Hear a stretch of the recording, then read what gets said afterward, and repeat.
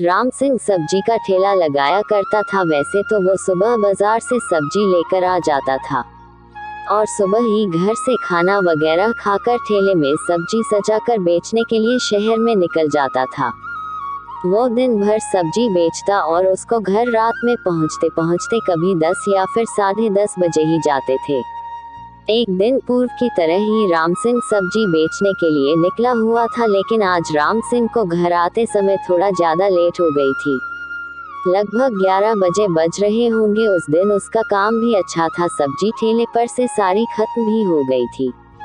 राम सिंह खुशी खुशी घर की तरफ चला जा रहा था। वो चलते चलते उस बगीचे तक पहुंचा जिस बगीचे के बीचों बीच होकर सड़क गुजरती थी। सड़क के दोनों तरफ बगीचा था और बगीचा भी काफी दूर तक फैला हुआ और काफी घना था।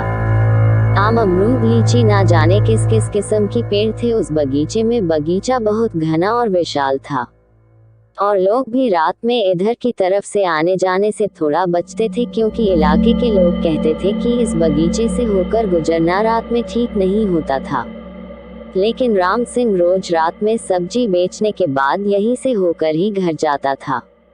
उस दिन वो जा ही रहा था और वो थोड़ा ही आगे गया होगा कि उसने देखा आगे चलते चलते उसका ठेला बहुत भारी चलने लगा। राम सिंह यही सोच रहा था कि सब्जी तो आज सारी लगभग बिकी गई है और अचानक ठेला इतना भारी कैसे चल रहा है। लेकिन थोड़ी देर में वो जो ठेला अभी तक भारी चल रहा था, अब वो ठेला राम सिंह के लिए आगे भी बढ़ाना मुश्किल सा हो रहा था।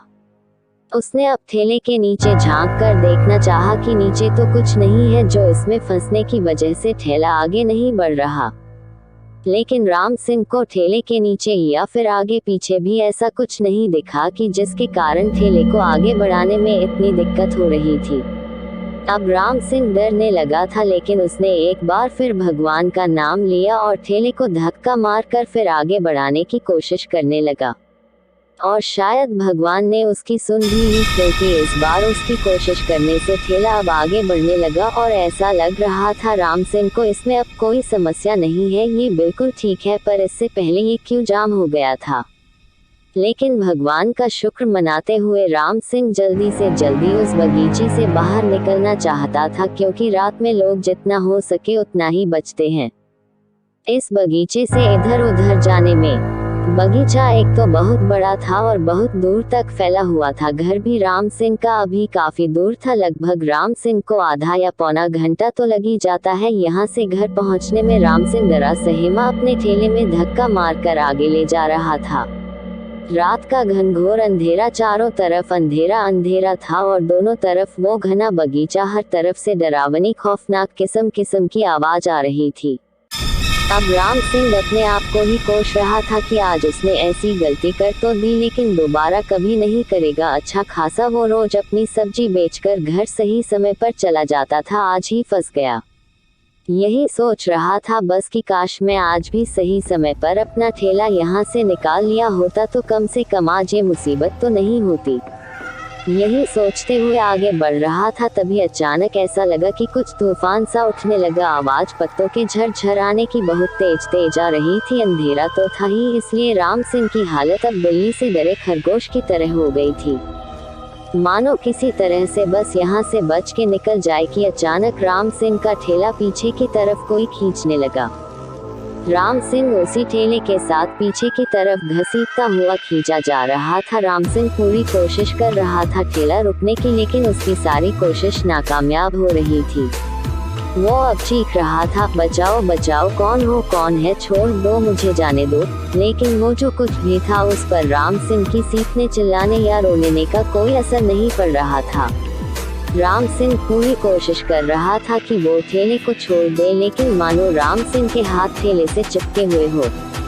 वो चाह कर भी अपने आप को ठेले से नहीं छूटा पा रहा था। जो भी ताकत ठेले को पीछे की तरफ खींच रही थी, उसने अचानक से ठेले को बगीचे के अंदर की तरफ खींची या पीछे पकड़े हुए राम सिंह घसीटते हुए चला जा रहा था और बस लगातार यही कह रहा था, छोड़ दो मुझे, छोड़ दो, मैंने क्या किया है, मुझे जाने दो। अचानक वो ठेला जो लगभग 7 या 8 मिनटों से लगातार पीछे की तरफ खींचा चला आ रहा था, तभी वो बगीचे के अंदर आकर एक पेड़ के नीचे ऐसे रुक गया जैसे कोई ठेले को लेकर आ रहा था और उसने यहाँ पर लाकर खड़ा कर दिया।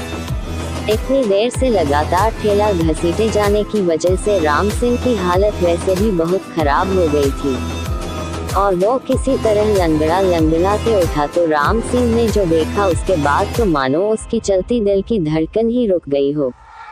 राम सिंह की आंखें डर के मारे चौड़ी हो गई, क्योंकि राम सिंह ने देखा जो ठेले को खींचता हुआ इस बगीचे के अंदर लेकर आया वो एक बूढ़ा आदमी था।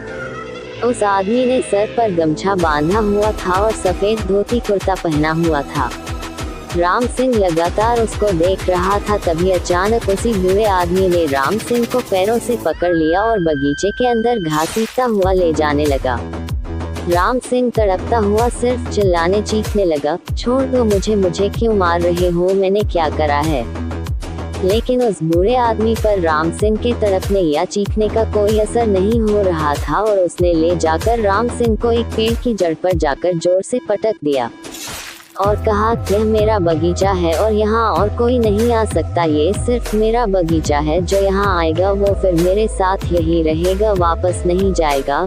राम सिंह तड़पता हुआ बार बार यही कह रहा था, छोड़ दो मुझे, मैं फिर कभी नहीं आऊंगा और ना ही बगीचे के पास आऊंगा। ये कहते हुए राम सिंह ने उसी बूढ़े आदमी के चेहरे की तरफ फिर देखा तो अब की बार उसके होश फिर उड़ गए, क्योंकि अभी तक तो वो एक बूढ़ा आदमी गमछे में था, लेकिन अब उसने देखा उसका चेहरा बिल्कुल सफेद था। ऐसा लग रहा था कि राम सिंह को किसी हड्डियों के ढांचे ने पकड़ा हुआ था। तभी वो बूढ़ा बोलने लगा, पर अब वो खतरनाक और भयानक आवाज में बोल रहा था, जिंदा तो कोई यहाँ से वापस जा नहीं पाता, जो इस समय यहाँ आता है मरने के बाद जिसे जहाँ जाना है वहाँ जाए, कितना बेहतर। उसने राम सिंह को हवा में इतने ऊपर तक उठा लिया और जिस पेड़ के नीचे वो थे उस पेड़ की चोटी पर जाकर राम सिंह को रख दिया और एक ही पल में उसने राम सिंह को उसी पेड़ की जड़ पर नीचे गिरा दिया और उसी के साथ राम सिंह की वो आखिरी चीख निकल गई। हैरानी की बात तो यह है, राम सिंह की मौत उस बगीचे के अंदर उस पेड़ के नीचे हुई, लेकिन राम सिंह की लाश पुलिस वालों को बगीचे के बीचों बीच होकर जो सड़क गुजरती है उस सड़क के बीचों बीच रखी मिली। कहते हैं आज भी लोग उस बगीचे वाली सड़क पर रात में 10 बजे के बाद नहीं चलते और कोई गलती से अगर चला भी गया तो अगले दिन पुलिस को उसकी लाश सड़क पर ही मिलती है। अगर आप भी घूमने फिरने का शौकीन हो तो एक बार जा सकते हो उस बगीचे में।